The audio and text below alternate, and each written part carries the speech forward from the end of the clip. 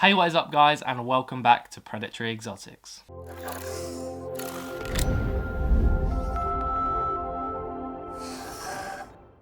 On today's video, I'm going to be showing you how to set up an enclosure for Western Banded Geckos. You can see the enclosure behind me is already set up. I'm going to put through and do a voiceover of how I have set it up, but this is a 45 by 45 by 30 centimeter high enclosure for our pair of Western Banded Geckos. We picked these up from Doncaster Reptile Expo, a male and female pair, and we've put them in this tank, and they've been in here for about a week, and they seem to be really loving it. Maybe even a little bit more than that, but it's a sort of naturalistic environment to where they would live in the wild. I'll talk a bit more during the video about where they come from and sort of what locality specific these ones are. And I'm going to show you how to set it up for Western Banded Geckos so that you can do it too. So this is our Exoterra 45 by 45 by 30 centimeter high. It's a great little terrarium for your terrestrial smaller gecko species. Provides a lot of ground space and a small bit of climbing space as well. And you would have seen this terrarium a few weeks ago when we did our custom background. You can see our geckos are going to be able to utilize all three sides of the terrarium. This means they can climb up on the ledges provided, an elevated basking spot. It's going to provide much more enrichment, and again you're going to utilize more of the cage than you would if you just had a one-sided background or no background at all. So we're going to start this off with the build. We're going to be using BioLife substrate. This is a naturalistic desert substrate that you can use for your bioactive enclosures. More arid enclosures that you need live plants for will hold in humidity. So it is a sand soil mix. Usually we make up our own sand soil mixes for stuff like the wedge-snouted skinks. But we went with this, and we've since actually upgraded the wedge-snouted skinks to this substrate as well because we thought it's really good. You can see I'm adding sort of a smaller layer now, but this is basically in the future, hopefully these geckos are going to breed and they can dig down into the substrate and find more humid pockets to lay their eggs in. So it's a really good substrate, going to hold in that humidity naturally.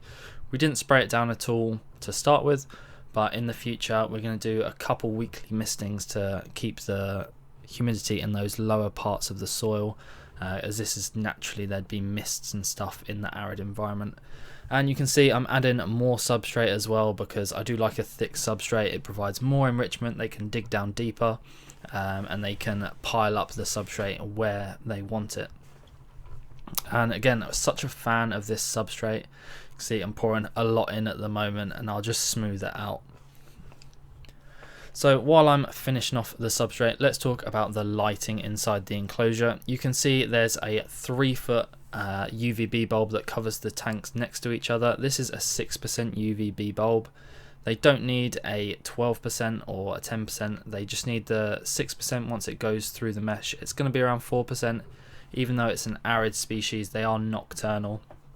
So only a low UVB is provided, and you can see the ledges, they can climb up so that they're closer to the UVB and absorb it if they want to, but it is a very heavily nocturnal species, so they would only possibly get a little bit of UV exposure in the late evening and possibly the early morning as well.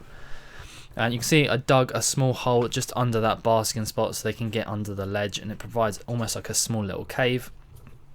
Something that is really good, especially with that insulation ledge. It will block the heat but provide them a nice hiding space. So what I've just put in is the Exoterra wet rock hide. I've used this in a few different enclosures, but I actually really like it. You can pour water into the top reservoir and it soaks into the ceramic material. It provides basically a humid hide. So later on we will stuff a little bit of moss inside the enclosure. But it's a really cool design, and our dwarf sand geckos love it, so I thought I'd try it with them. And since actually having them in there, they have used it quite a bit.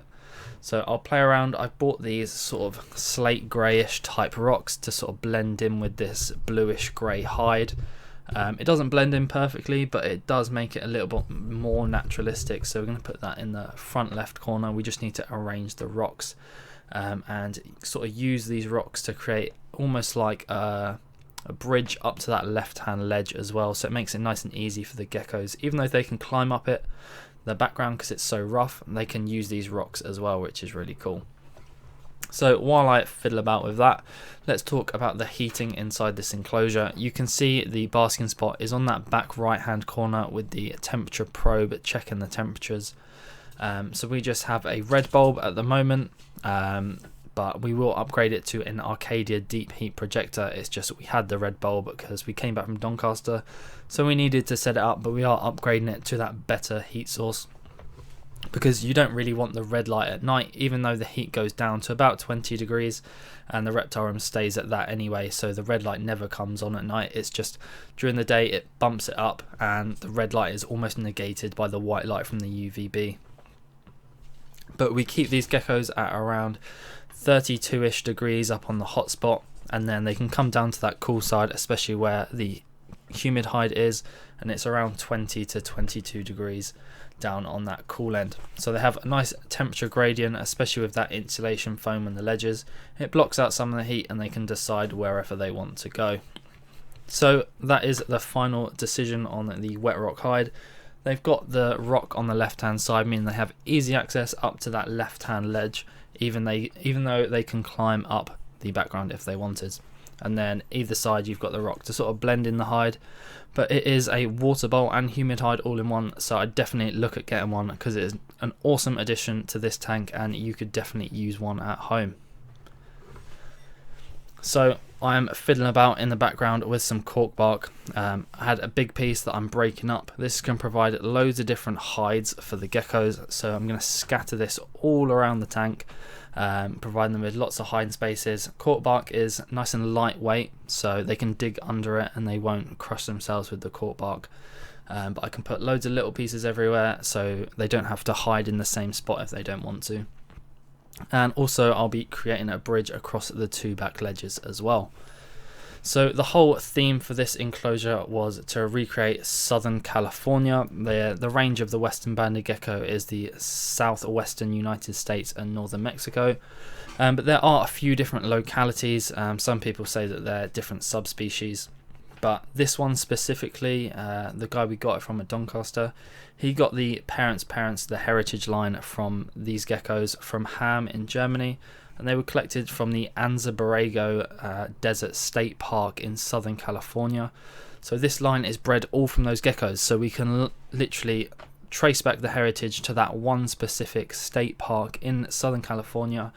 So that's why they're so cool. They got a really cool pattern. So we're going to breed these and carry on that line of the Anza Borrego Desert State Park Western Banded Geckos. So I've created that little ledge. They've got a ramp all the way up to the basking spot, giving them easy access and a hide underneath that they can dig under as well. Basically we just want loads of ways that they can utilize as much space in the tank as possible. It's not the biggest tank, but using all three sides and elevating all the different rocks, cork bark, means they can utilize more of the tank. You can see I need to put one across the back, even though they don't need it. They've got claws, they can climb small spaces even though they're terrestrial species. I want them to utilize the tank as easy as possible, so I'll create a bridge here with a little bit of curved cork bark.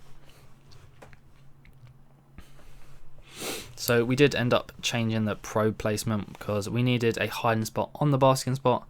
So in a minute you'll see I put some cork bark on that basking area and moved the probe, but we actually moved the probe closer up to light because it was getting a little bit too hot for them. We don't want it to reach over sort of 35 degrees.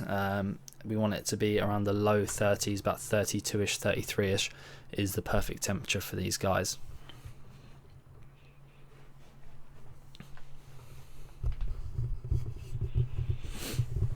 So humid hide is great for these as well as the hotspot.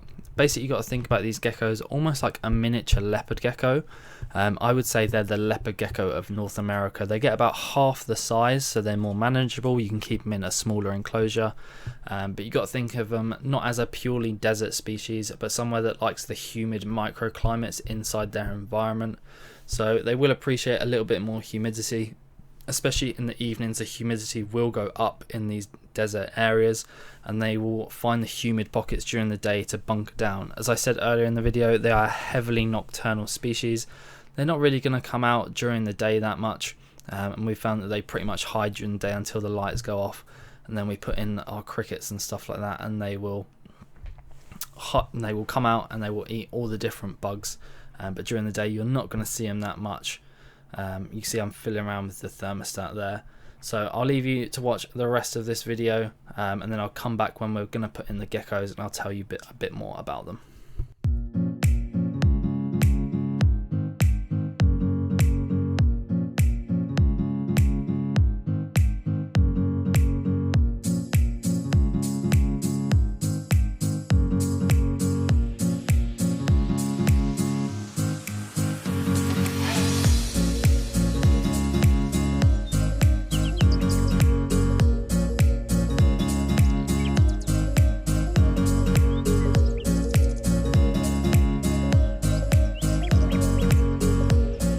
So guys, I'm back and we're ready to put in our pair of Western Banded Geckos that we got from the Doncaster Reptile Expo this month.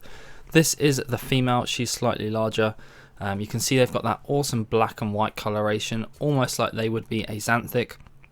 But this is just the locality coloration. The guy that we got them off said all of them that he got and produced are from this black and white coloration, and the more black and white ones create more black and white babies. So it's almost like it is a phenotype from this locality that they are more black and white, not necessarily a specific gene. And then we got a sex pair from last year. So our male that I'm just unboxing now is a little bit smaller and his coloration is a tiny bit different. You can see here a little bit smaller, but he's got almost this pinkish hue to him on the darker with what would be the darker sections, and an opaque tail, which is quite cool. Almost looks a little translucent, so a little bit different, and it's easy to identify different between the male and the female, the size difference and the slight color difference as well. So he's just hanging out on that ramp. Looks like he wants to go on the basking spot, but we'll take a closer look. Sorry for the dodgy camera work. But this is our male. You can see the spurs at the base of his tail. That's how you identify the male. But you can see he's got them pinkish colorations, and the female has decided to go up into that top corner. Both of them do like to go and wedge themselves up in that top corner. They can't get behind the background because I've sealed it all in with the grout. But they like to hide up there, and as the crickets climb up the wall, they seem to catch them. And the male is going to hide below there. But that is our Western Banded Geckos, and we'll leave them to explore, and you'll see the updates in the future.